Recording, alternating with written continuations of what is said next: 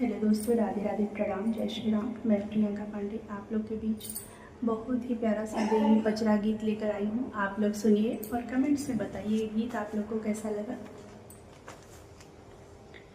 दब भई मैया के चरनिया कछु मंगनवा मंगबैना।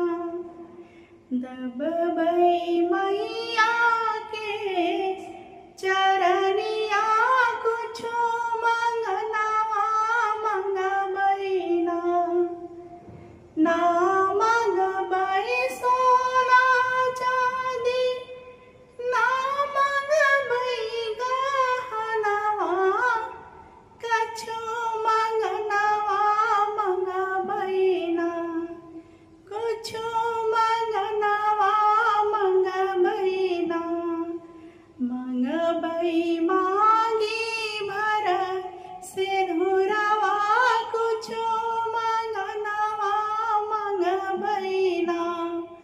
मंगबै मांगे भर सिंदूरवा, कुछु मंगनवा मंगबैना। दबबै मैया के चरनिया कुछु मंगनवा मंगबैना।